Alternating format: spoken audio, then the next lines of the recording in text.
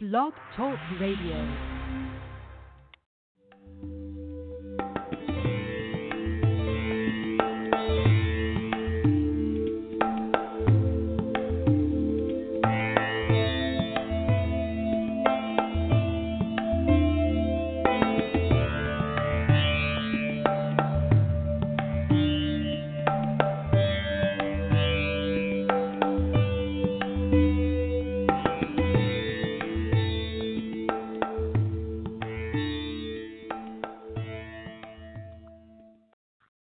Hi, everyone. Welcome to The Wellness Coach on Blog Talk Radio.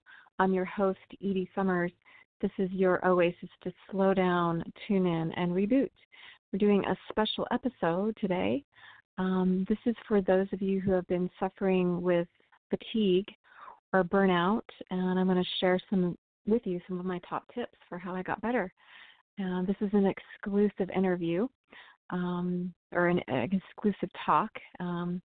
And I wanted to share with you, so I actually wrote a whole book on the subject. It's called The Memory of Health, and it took me 10 years to write. And I'm going to share with you some of the highlights, some of the things that helped me the most. So I know it can seem overwhelming if you're feeling exhausted and you're not sure what to do next. It is a big topic. It can be a big topic. However, I'm just going to share with you in a really simple way some of the things that worked for me.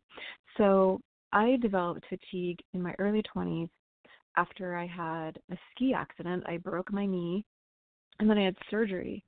And I'm still not sure, was it the surgery or was it the actual trauma of breaking my knee or both that caused my fatigue? In my theory, it is most likely it affected my nervous system, which in turn can affect your immune system. So most likely it was a combination of things. However, I also learned that in my case, when I was in physical therapy, so rehab for my knee after surgery, I was taking a bunch of ibuprofen, and then after a while they put me on a prescription version of that, which is called Aleve. Or actually over the counter it's called Aleve, and the prescription version is Naprosyn. I was taking a bunch of ibuprofen, and also right after surgery I took a bunch of painkillers. Now I'm really lucky I didn't get addicted to any of the painkillers, but it turns out I found out years later that I have a liver disorder, meaning that I can't process very well a lot of most prescription medication actually. And I'm also really sensitive to alcohol and caffeine. And so I'm saying this because it's sometimes the cause of our symptoms or fatigue can be something a little more complicated like that. And actually, in my research of putting my book together, about 40% of people roughly that have chronic conditions have a more challenging time detoxing in general. So now there are specifics around that, but it's possible that could be a factor for you. That was definitely a factor for me, and I still have to stay on top of that. My body has definitely changed, so you might have noticed this too, that you might have a new normal, and or hopefully you'll reach a new normal. But that's definitely something to keep in mind, and in my book, I talk about that a great deal, about there's a process called methylation, and it's very possible that your fatigue is related to that. However, there are many causes of fatigue, and what I found was the most helpful. There are a few things that really worked for me, and so I'm going to share the most helpful tips. So in a very, very simple terms, what I first had to do was slow down. I mean, I already had to slow down because my body was fatigued. And I think this is actually a blessing in disguise when your body is exhausted or you're feeling burned out. Now, I want to clarify there are differences between burnout, which is related to working too much and kind of burning the candles at both ends, which I also definitely address. And I have a course that I address that in. And that's different. And of course, you can experience chronic fatigue with that, especially if you're really at the very end of burning both the candles at both ends. You can be chronically fatigued for sure. But that's officially related to working too much. And I definitely address burnout and work with people who have burnout. But potentially you might also be here, you might have also and or chronic fatigue syndrome. So I talk about both in my book, and I've experienced both myself. There can be some overlap, but overall, those are very, very different things. And also I want to clarify that fatigue, chronic fatigue, is sort of somewhere in the middle. So that could be connected to burnout, or it could be connected to CFS, or it could be connected to some other type of challenge. It could be some other chronic condition that you have. It could be because of thyroid. It could be because of iron. It could be because of cancer. It could be because of lupus. So chronic fatigue is a symptom, and it's a pretty common symptom for a lot of situations. So I just want to say that up front. But with that being said, and of course in my book I go into great detail about all different types of potential reasons for chronic fatigue. I cover the whole spectrum. I cover like over 100 different theories. But what helped me the most was, and again I had to slow down, is slowing down and really paying attention to what your body is saying to you in the moment. And the way that your body talks to you is through symptoms. I would also say intuition.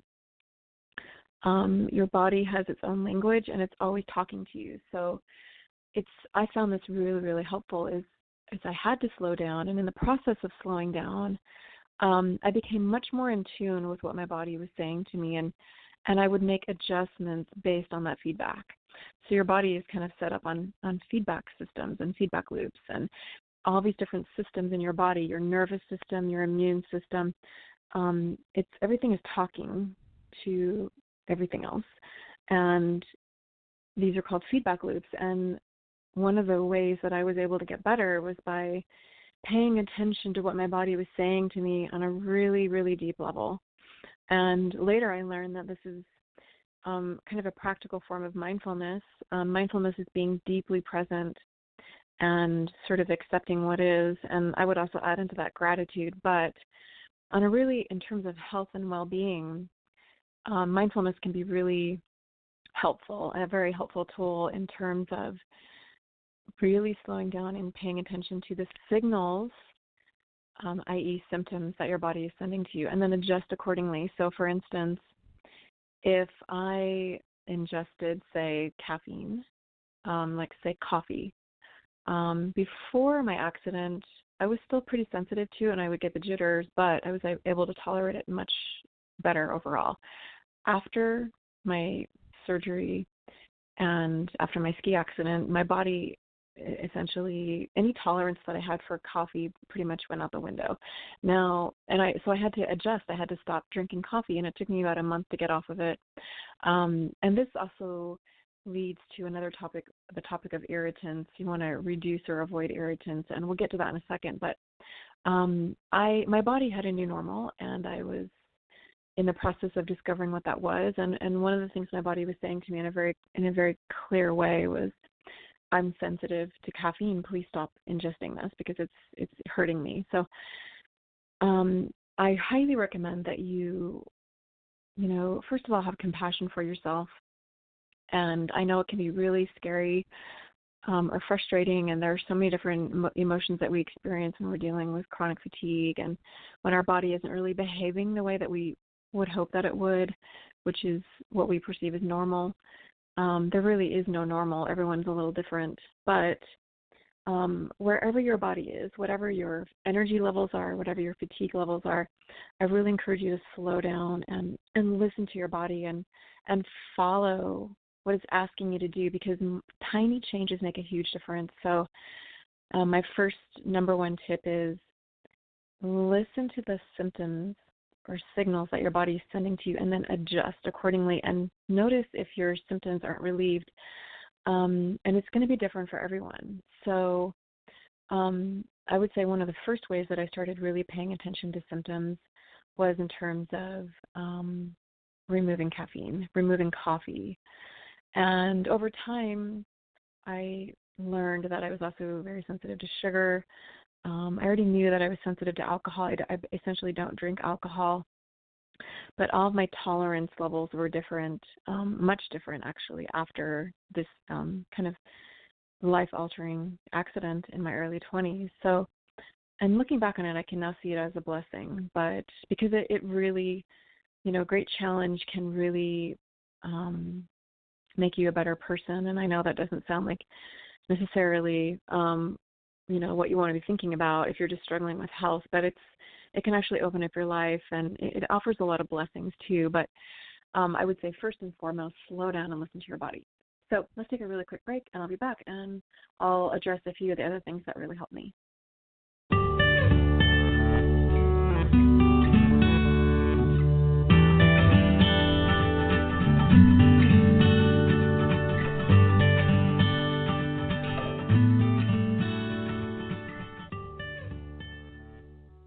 Hi, everyone. I'm back. This is Edie Summers. You're listening to The Wellness Coach on Blog Talk Radio, and we're doing a very special edition today. This is how to improve energy levels. What is your journey to well-being? Maybe you're dealing with burnout or chronic fatigue syndrome, or maybe some other type of health challenge or challenge in general that's causing fatigue in your body and causing you to feel exhausted. And, everyone has a really unique journey to well-being. I really believe that, and I know there can be many challenges along the way, but I really encourage you to have faith and stay positive. Really keep hope alive. It makes a huge difference I hesitate to use the word recovery, although a lot of people do recover in general from whatever challenges they face. Sometimes you find a new normal, like I did in my case. And there's so many tactics that I've learned along the way, and I wish I could share them with you all here. It would take me hours and hours to go over all of them, and that's why I put that book together, The Memory of Health, because there are so many different tactics. And the thing I've learned is that you can affect well-being. Imagine that well-being is a spider's web in a really positive light, in a positive way. And if you touch the spider web on any point of the web, it's going to affect the whole web. And this is true for any impulse that you have for well-being, and any way that you try to affect your well-being, it's going to affect your whole body and whole system. So that's a really positive thing to know. And again, yes, sometimes in your specific case, you will have to find specific tactics and information, and everyone has a very unique journey back to well-being, even if that's a new normal for you.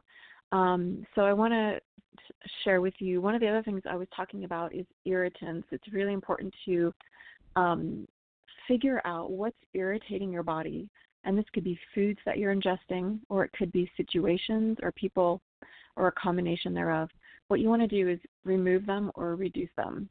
Sometimes amounts matter. Sometimes delivery matters. And sometimes you have to remove it altogether. So that can make a huge difference. That's another really huge tip that I cannot recommend enough to you. So the first one is being mindful. Really slow down and listen to your body, and then act on what your body is saying to you. And then see if you can track and notice any changes, even if they're really, really small changes. Those can add up. And what you're looking for is that tipping point of well-being. And the second tip I can give you is reduce or remove irritants, anything that's irritating your body, because this is going to cause potentially an immune response in your body. And an immune response is linked often to inflammation, and chronic inflammation, causes fatigue. So it's really important for your well-being to figure out what's irritating your body. So it could be, like in my case, I was sensitive to caffeine, I'm sensitive to sugar, I'm sensitive to gluten, I'm sensitive to alcohol. Those are kind of the four big ones for me. And so I do my best to avoid them. In the terms of alcohol, I pretty much have to avoid it altogether. I don't drink coffee. Now, there is an exception with coffee. There's a product I found called Orgain, and in very small amounts, in one of their versions called like the mocha version of their protein shake, I believe they had a minute amount of caffeine, and it's such a small amount that occasionally, in very small amounts, it doesn't seem to bother me. It can actually give me energy, and that's actually something else I discovered along the way. And this is a different topic, but in my book, I explore again many different tactics and ways to improve energy. And one of them I discovered, I had sort of figured it out on my own, but I also realized that there was a doctor that was also doing it, where you're sort of coupling a very, very small amount of stimulation with positive nutrition, like kind of really good nutrition. I think he was using some type of prescription drug that is a bit stimulating, and then coupling that with certain types of vitamins. But so you're kind of using the two together, a very small amount of stimulation and really good nutrition. So I have found that works to some degree, and I know that's a huge topic, and I talk about that more in my book. But, we all have unique biochemistries, and so it's going to be different for everyone, but it's super important, I have found, to find what's irritating your body. So sometimes it's an amount that's irritating your body, and sometimes it's a substance altogether that just irritates your body to the point where you really shouldn't have any of it. And sometimes it's just about the amount or the delivery. So you have to sometimes like a small amount can be positive, and sometimes, it's just about reducing the amount of whatever you have. I've definitely learned that in terms of sugar, I don't do well with refined sugar at all. Now, it doesn't mean that I don't run across it occasionally, but I do better with evaporated cane juice. That's a huge distinction for my body. I just have a much higher tolerance for it. With that being said, I still try to not eat very much of it because it's still sugar. But I have a severe reaction to refined sugar, and that's a whole other topic. But there could be all sorts of reasons for that, because it's essentially stripped of minerals, and we can really go down the rabbit hole if we're talking about refined sugar. But I highly encourage you to really look at what is irritating your body and how can you reduce or remove it.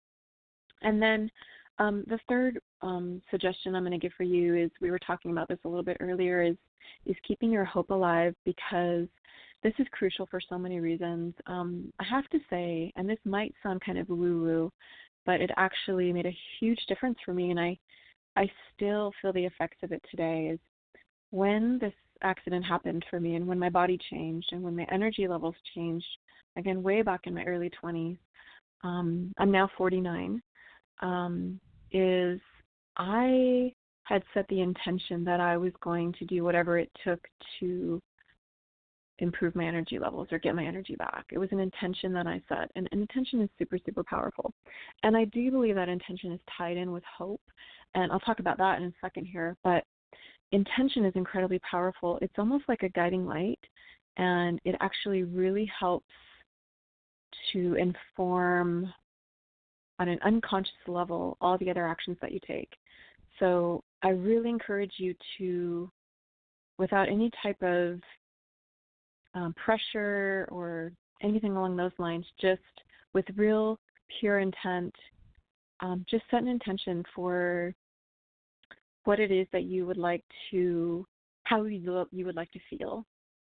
And there doesn't have to be any pressure around it. I never felt any pressure around it when I said it. It was more of a resolve. I don't know how else to put it. And I know that I don't want, I certainly, if you're feeling exhausted, maybe you're in bed, I certainly don't want you to feel like, oh, well, just remember that your journey is going to be different than mine, and your outcome might look different than mine. But I cannot emphasize how powerful intention is. I kind of feel like it programs your subconscious mind and body, and it sort of dictates the choices that you make, and I certainly found this to be true for me. So I highly recommend that you set an intention for how you wish to feel physically, and actually in terms of anything. And I know that sometimes setting an intention can be scary. I certainly have issues with it around other areas of my life, but in terms of health and well-being, it was non-negotiable for me. So I just encourage you to find a place in your mind that is where it's non-negotiable that you will feel better, and just set the intention, whatever the intention is for you. And then along those lines, I think what marries really well with intention is hope.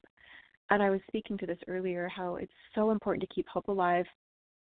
How we think affects how we feel, and this influences your biochemistry. And it makes a difference even in the moments. Even if you're still struggling with fatigue and you're still trying to piece together the puzzles that will work for you, it's critical to have hope along the way, because you want to feel as positive as you can, and you want to have as much peace in your body and positive energy in your mind and body as possible along the way. And also hope, I believe, does tie in with intention, because it also informs your actions, I believe. It makes you keep seeking answers. And along those lines, it's really important that you stay connected or get connected. So if I could add one more thing into the list of what's helped me the most, is seeking connection and community. And I know that a lot of people are isolated. If you're not feeling well, whether you're burned out or whether you're exhausted or have a chronic condition, this very oftentimes isolates us on its own. But I found it's really critical to, we're social beings, and actually I'm a huge history buff and science buff and science fan. And did you know that probably one of the main reasons that Homo sapiens survived, and the reason that we're thriving, is because we're really social.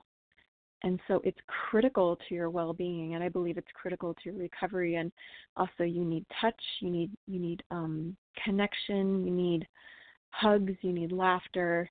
And even if you're in bed, I would recommend that you try to FaceTime with someone, or at least talk on the phone with someone, and really make it a priority to find a way to get or stay connected. Some of the other tips that really help me these might seem really small, but they can make a difference. And actually, it's really the small things that do make a difference, like making sure you get sunlight. Sunlight actually helps with your mitochondria. It helps produce ATP, so it's super critical to make sure you're getting enough sunlight, vitamin D, magnesium. They all kind of work together. If you can't go outside, sit by a window or get some fresh air. Definitely don't be in a house where it's all dark all the time. If you can't go outside, make sure you're getting sun. And of course, if you're going to be outside, you do want to use sunscreen, but or sun protection of some type. But overall, it's really important to make sure that sun hits your skin too, at least for a little bit, and make sure you get it. You get the sun in your eyes, so it activates your.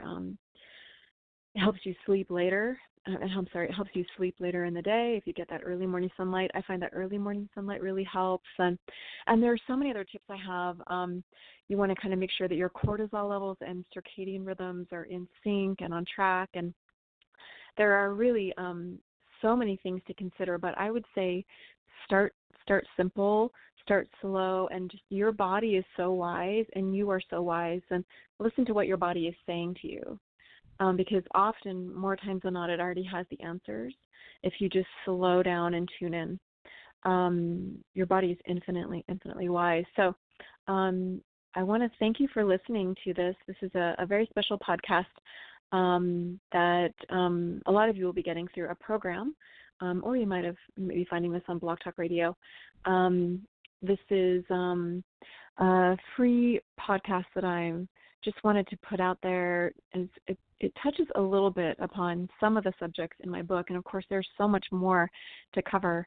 My book, The Memory of Health, is designed to be a resource and also a source of inspiration and hope. And in my book, I also talk about how you can be resilient and bounce back from trauma.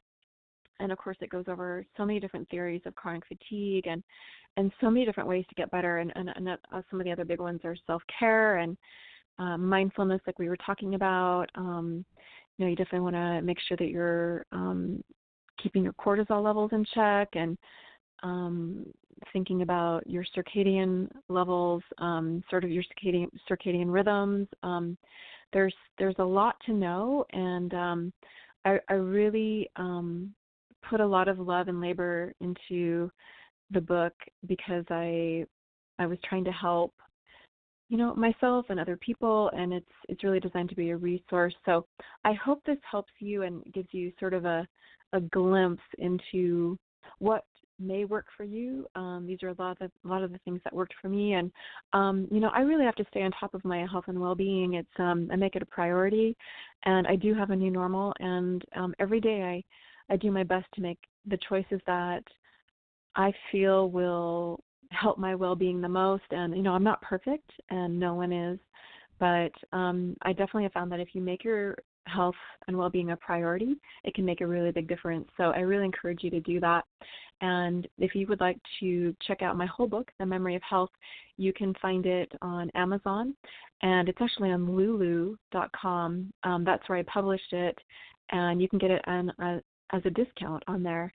So I have it exclusively as a discount on Lulu. So it's I think it's around 25% off on there. So, and there should be a link here in the show page or in the course where you found this podcast. Thank you so much for listening. And again, I encourage you to keep your hope alive, no matter what it takes. Believe in yourself, and if you're experiencing whether it's burnout or chronic fatigue or CFS, I encourage you to check out my book, The Memory of Health. It is definitely designed to be a resource. And if you have burnout, actually, I want to say if you have chronic fatigue syndrome, I have several groups on Facebook. There's Chronic Fatigue Support, where you can join us, and that's a Facebook page. There's also Chronic Fatigue Coach, which is a private group, and you can get lots of support in there on either page. If you have burnout, there's also a group for burnout, and of course I do have a course for burnout. And for people who are experiencing just burnout and not CFS, I have a whole course designed around that. And I also might be putting together a course in general for anyone who's looking to improve their energy levels by cultivating what's known as the relaxation response. I have a course coming out called Self-Coach Your Way to More Energy. And there's also a book after that. So you might see a link somewhere I'll give you the ebook of that version, Self-Coach Your Way to More Energy, and then there's a course that you can take as well if you like, a self-coaching course. I hope you take care of yourself, and maybe I'll see you in one of our groups. Take care, everyone, and I'll talk to you soon. Bye-bye.